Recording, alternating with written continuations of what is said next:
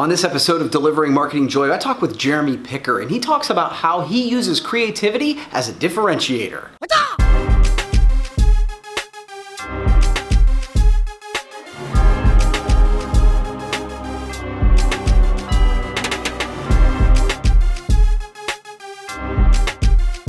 Hey there, and welcome to a brand new edition of Delivering Marketing Joy. I am your host, Kirby Hasseman, and joining me today is an industry rock star. I like to say that about everybody, but I feel like everybody on the show is a rock star. We met out in Vegas, as a matter of fact. So Jeremy Picker is a creative director and CEO of Amber, a company in our industry. And so, Jeremy, I really appreciate you taking the time.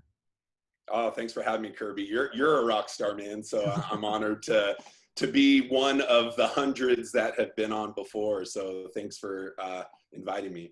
You bet. You bet. Well, before we get started, I just want to let you know that this episode is sponsored by commonsku. commonsku is an order management platform in the promotional products industry designed by distributors for distributors. It's a great platform. My company uses it. You can learn more at commonsku.com, and you should.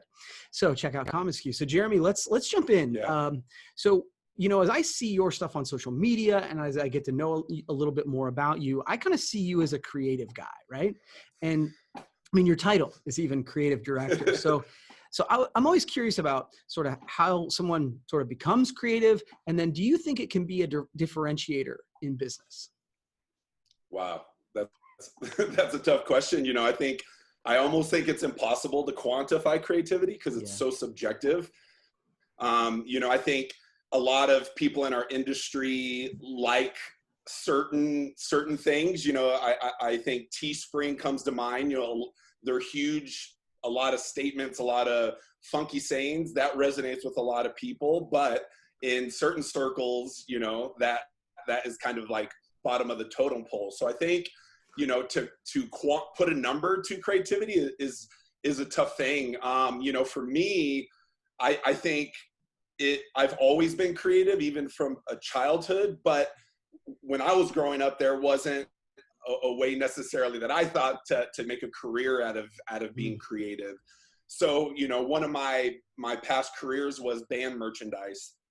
And so I was the merch guy. I lived on the road. I was interacting with all the fans for major label bands. We sold out arenas, so there was a lot of people coming to the show.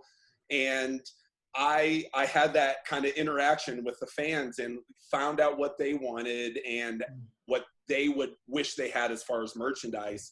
And I always would approach the band and the merch company that the band sourced to and gave them ideas, what I thought would sell, different products, different designs that, related to the album and the lyrics and the fans. And I always got shut down for probably a good 10 years. No one would ever take my ideas. I thought they were good.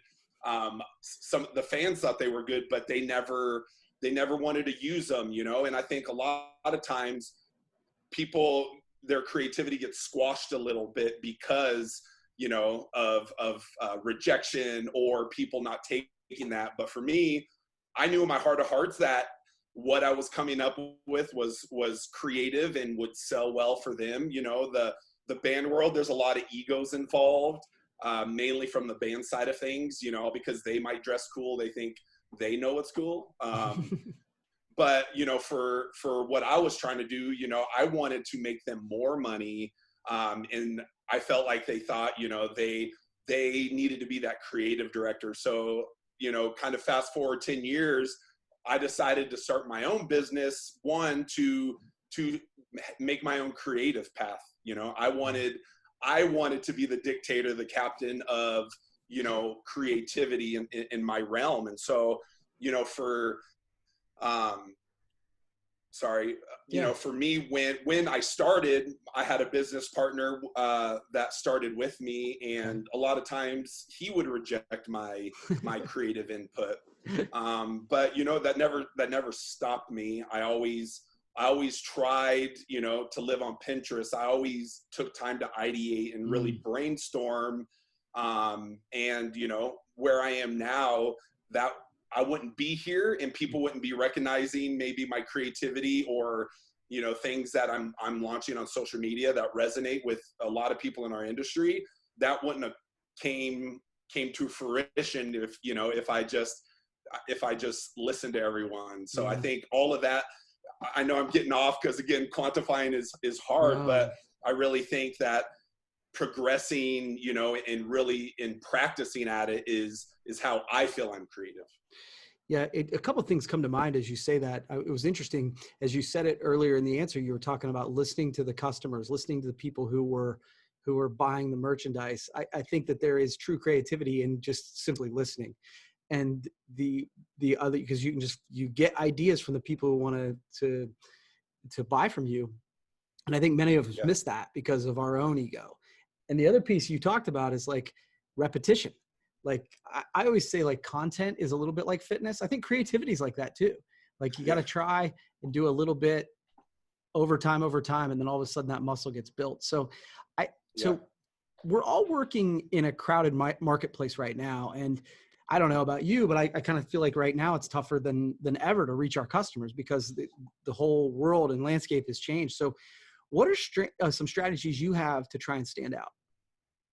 Yeah, I think, there is a lot of people that haven't necessarily been creative in what they're doing. They've been going through the motions, and COVID made them be creative overnight, whether they thought that they were or not. And so, for me, I really got to thinking, like, what am I doing in this world? Like, I was thinking of every scenario. Do I have to let my team go? What is it going to look like after this? Do I apply for a job somewhere?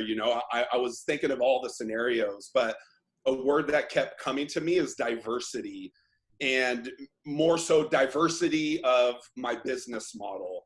My focus was B2B wholesale volume sales. That's what I did. That's what I thought you had to do. Until some of my biggest customers overnight shut off the faucet, and I had no business. I put all my eggs in that basket thinking, well, there's always going to be another volume client. There's always going to be, someone that needs wholesale merchandise. Well, I quickly learned it's too risky to do that. Like, just like it is to only have, maybe one client doing 50% of your business, it's risky to only be able to offer t-shirts and promo items in this arena. So diversity for me is kind of breaking down in diversity of my message, diversity of my products, and I would probably think diversity of communication. So, I like that. My message, while it's the same, I'm going to have to deliver it in a different way. And I know that can kind of go into communication, but Zoom, I mean, I only Skyped with my mom or maybe friends out of the country. Like, I never saw that as a true tool for business. And so, my message has changed, and I have to diversify the in-person meetings. I need to diversify, just sending out marketing materials. Now that I might not be able to see most of my clients anymore, my Zoom, my new message, social media, that has to change, I think. With diversity of product, again, volume-based B2B sales, within the last few months, I've educated myself on sublimation, direct to garment, which I never wanted to be around that. I'm a screen print kind of t-shirt snob through and through, but I came to the realization my goal is to help people make better merchandise. And I need to diversify to be able to offer that no matter what it looks like. People aren't going to want inventory, so print on demand. People, the mask thing, the sublimation, the cut and sew. I've learned all of that probably within the last 3 months. And now I want to have B2B volume sales. I want to have maybe some toll booths that are making money. I might be making a quarter or 50 cents, but it's constantly coming in and I don't have to do a whole lot of work. Right. So I think that has been a real big thing on the product side, because again, I'm offering things I never wanted to, but here we are, and I'm selling sublimation. I just started working with a big online fundraising platform for influencers, and their supply chain, it shriveled up, and someone introduced them to me, and now I'm doing cut and sew hoodies and t-shirts and basketball jerseys. Again, that was zero of my business, and now it's starting, I'm having another revenue stream, if that makes sense. So it makes sense. Yeah. Well, and I tell you, it's funny. I always joke, like, you can be a snob when you have enough to eat, right? Like, Man, like, and that's then good. once that dries up, yeah, we'll figure it out, right? So good for you. Yeah. I like that, and I just want to give you kudos. I've been noticing you on LinkedIn, and just not only the sort of the stances you're taking on stuff, but also your engagement level, and I think that stands out too. So kudos on that. So final question for you. You posted recently, and I didn't know this, that you fought cancer in 2011. So first of all, like I say, I didn't know that. Wow. So some people say we need to keep business and our lives separate. I find stories like that draw me closer to people. What do you think? I mean, why did you decide to share that? Well, whoever's saying that is obviously never owned a business or doing something that they're passionate about. The people want that work-life balance. I see things as a work-life circle, like they go hand in hand. Not that I'm always on, but I'm always getting ideas. I'm always thinking about things to improve my craft. And so there is no differentiation for me. So those people that are saying that, then, that's excuse me, that's their prerogative. But for me, my passion personally is nonprofits, fundraising, being able to use my platform to help others. Give me 1 second. Oh, absolutely. Well, but as you're taking a drink really quick, one of the things that I always find, and I say that people buy from people they like, know, and trust, right? And so the folks that sort of quarantine, pardon the word, but quarantine their life off into different areas, like, you're not allowing me to get to know you. And so that, when you do, then I want to help you. I want to engage with you. And so by sharing that piece of yourself, I felt like I knew you better. And so I thought it was powerful. And I think you should have some differentiation. I mean, sure. You as a family like to share online, but then Gary V, he doesn't want to share anything about his family. Yep. So totally. For me, my personal journey can actually be an asset for me to help my customers. So, I think my whole vision in sharing the cancer journey, because when I first went through it, I was ashamed of it. I thought, people were going to judge me. Was it my fault? Yeah. I don't want to use it as a crutch, so I just kept it in. But then I had a couple friends that, one was 27, one was 34, and they died within a year of getting diagnosed with cancer.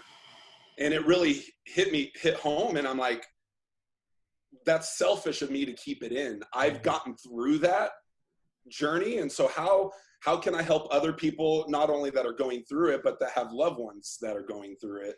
So if I can motivate, and guys, I feel like us more than women, we're a little stubborn. We don't want to go to the doctor. We'll be fine. It'll go away. But, for me, I knew something was wrong eventually, and I waited 8 months to go to the doctor. And by the time I got there, it was stage 3 already. If I would have gone earlier, 1, I didn't have insurance. And then again, 2, I think my ignorance, I didn't want a death sentence. I didn't know what it was. I didn't know if it was cancer. I didn't know what was going on. So my ignorance kept me from that. And if I can get especially men to say, hey, go get checked out. If you're not feeling right, what's the worst you can do? You pay your deductible, and thank goodness if nothing's wrong. But if there is something, catching it early is key. So my wife and I have kind of a for-profit, for-purpose company that does like luxury goods inspired. She's a dye chemist, so she's in the cancer diagnostics world. I'm in the fashion world, and when I got cancer, it kind of brought our lives together, our passions together. And so our tagline is "For a Life Sustained," and we want to be able to help prolong, other people's lives. It used to be all about research and advanced medicine, but if you don't get detected early enough, all of that doesn't matter. It's too late for any of that to help you. So if I can help 1, 2, 5 people, 1,000, you know, my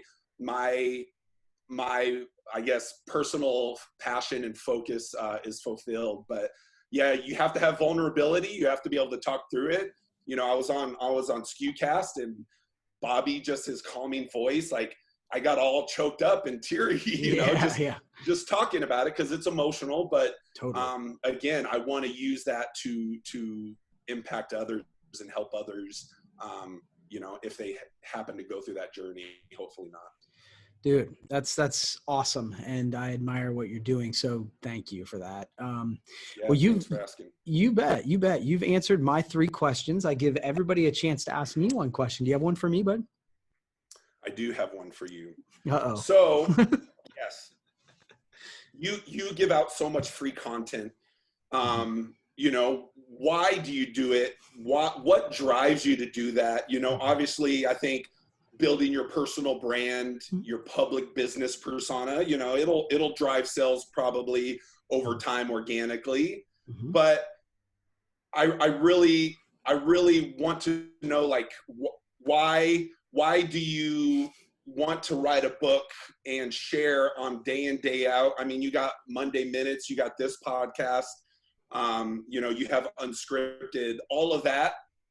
Yes, you might have sponsors, but you're doing that out of your heart. So I really want to know, like, why are you doing that? You could be spending your time with your family or doing plenty of other things, but you are trying to educate me and the people in our industry. And yeah, I was just curious, like, what drives you to do that? So first of all, thank you. That's super kind of you. I would say, you know, if I'm being honest, when I started doing it, there was ego driving it. It was, you know, I wanted to build my personal brand. I wanted to build my business, and I felt like it was one of the right ways to do it. And the reality of it is there's still truth to that. But I hope that over the last 5 years I've evolved, that I really do want to help people in our industry, outside of our industry, because I believe that a good economy helps everybody involved. Like, you know, that rising water raises all boats concept. But the third thing, and this is just the reality of it, is I really believe it works. I'm a believer that if we push out enough good and provide enough value, we will create not only customers, but long-term customers that trust us, customers that value our integrity and our creativity and our opinions. And they're not going to beat us up over a quarter because we've provided them so much value. And, you know, I've often said, I want to create 20-year customers. I want to create customers that I do business with that take me with them. And I think one of the ways to do that in the world today is by creating content. It's inexpensive. It showcases your expertise. And what I've found is, truth be told, when, you know, that people always talk about a sales funnel, I find that we still have a funnel, but by the time customers who've consumed our content find us, they're already down the funnel. It's not a question of whether they're going to buy from us. It's a question of what we're going to recommend that they buy, which is a different discussion, right? And so I think it's kind of become pretty layered of why I believe in content. But the honest answer is I believe it works. And this just popped into my head, so I'm going to say it. I also think very few people will do it, not consistently. And so it's a way for me to stand out in a crowded marketplace. So that's a really long answer with a bunch of sort of caveats, but that's probably why. No, I think, you know, you're disciplined to do that. You and Bill, you know, seeing that day in and day out, and obviously you had to work towards that, but like, I'm 4 episodes into my podcast. COVID just got me off track, and I just haven't been able to get back. And it's hard to make that time, especially with, you know, the pressure of our industry in the day-to-day. So, you know, I think that there's a lot, I can see certain influences in your content strategy that I believe in the same thing. And again, it's too hard. It's hard enough for a lot of people not to do it. And again, how do you rise to the top, and that consistency and just putting yourself out there. So thank you for doing that. 'Cause I mean, I've gotten so much from just your conversations, with your guests, and Unscripted was awesome. Rest in peace. Well, thank you, buddy. For what it's worth, man, I really appreciate the kind words, and I appreciate you taking the time. I love what you're doing, and we'll have to do this conversation again sometime. Okay. Thanks, Kirby. Really appreciate it. All right, buddy. Well, that's going to wrap up this edition of Delivering Marketing Joy. We'll see you next time.